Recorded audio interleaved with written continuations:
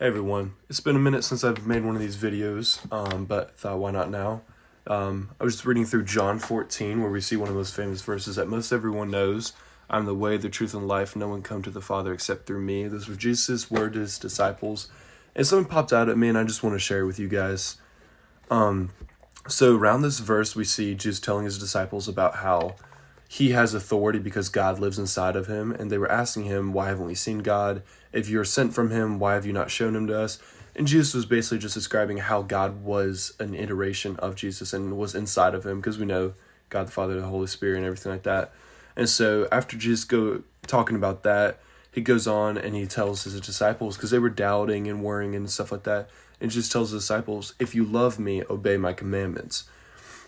Seems like a very simple verse. Seems like, okay, I thought Jesus was, against commandments. He was breaking laws on Sabbath and things like that. And so I just want to do a little dive into that. And so I uncovered some stuff based on like research and things like that. And so when Jesus talks about his commandments here, he's not talking about the Old Testament commandments. He's not talking about, the Pharisees and Sabbath and wearing, the tunics and not eating pork and things like that. Those aren't the commandments Jesus was talking about. Jesus listed 3 commandments throughout this chapter before John. So in John 13:14-15, we see the commandment to wash another one's feet. He had commanded his disciples, this is what you should do in honor of me, and just as he had done.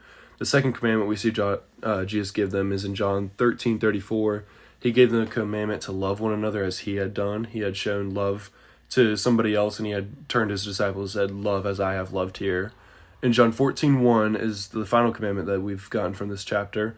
It's a commandment to put faith in God and himself, because his disciples were worrying, and Jesus basically just says, put your faith in me and trust in me. And so those were 3 commandments around this passage that I had pulled, just that I think Jesus was probably talking about. And so another thing, just a thought based off all of that, was keeping the commandments of Jesus speaks to our personal morality.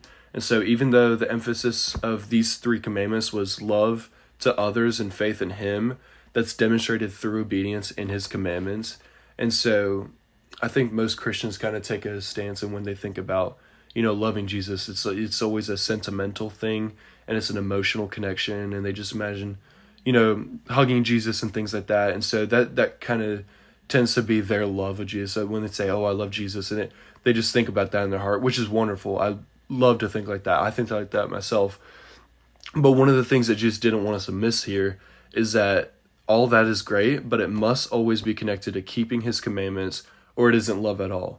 Ultimately, when you love somebody, you don't just talk about how much you love them. It's not just an emotional thing. It's constantly thinking about them throughout your day, doing things for them. And so Jesus just wanted us to realize that that's what our love for Jesus needs to be, as his love was for us.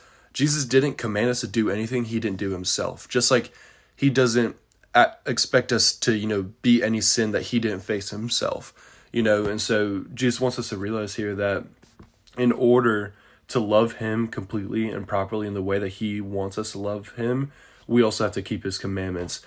And so disobedience to Jesus' commandments isn't only a failure of performance or strength, it's a failure of love. To say, I really love Jesus in my heart, I really love, and it just makes me teary-eyed, I love Jesus so much, but I just don't want to give up the way I'm living for him.